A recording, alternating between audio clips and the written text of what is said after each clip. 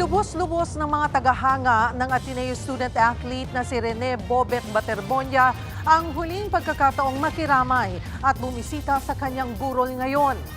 Live mula sa Agusan del Sur, nasa frontline ng balitang yan, si Bril Montalvo ng News 5 Mindanao. Bril, kumusta ang sitwasyon dyan? Cheryl, huling gabi na nga ng burol sa Ateneo student athlete na si Rene Bobet Baterbonia dito sa Talacogon Gym sa Agusan del Sur.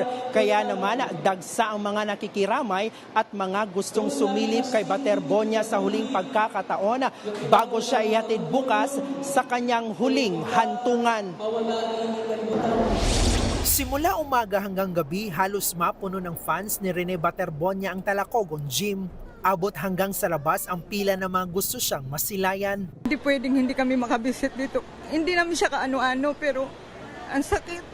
Ang sakit na nangyari sa kanya kaya nakikiramay talaga kami sa pamilya ni Rene.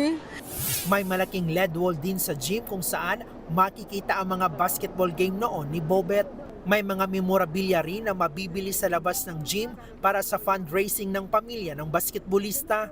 Naabutan namin ang lola ni Bobet sa loob ng kanilang bahay.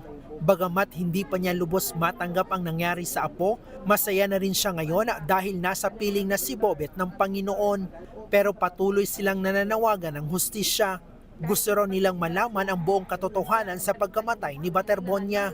May mensahe din siya kay Tab Baldwin. Coach Baldwin, ikaw man ang nagunit diha sa akong apo kay naa sa imong kamot nakaadto to. Siguro baka panawag dali na diri kay mag-training na ta. Coach, tubagag yun ning akong kuan sa akong apo kung unsang imong ikasultiani, Coach Baldwin.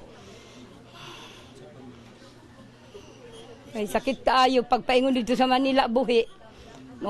Pagbalik diri wa na intawong patay na. Inihahanda na ngayon ang paglalagakan ng mga labi ni Rene Baterbonia dito sa bagong Talacogon Memorial Park. Ang pumanaw na student athlete ang kauna-unahang personalidad na ililibing dito.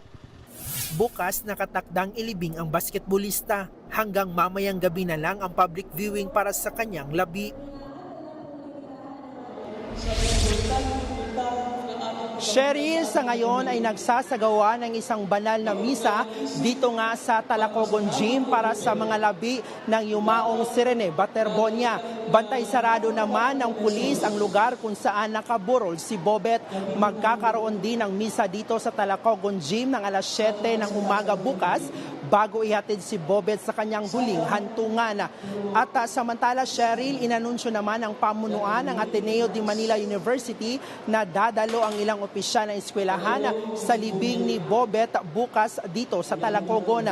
Pangungunahan ito ni Ateneo Vice President for Basic Education, Father Joaquin Jose Marie Sumpay Co. III, at dadalo rin ang mga opisyal ng Ateneo de Davao University sa pangunguna ni Dr. Joan Grace Falconita, ang principal ng Ateneo de Davao Senior High School.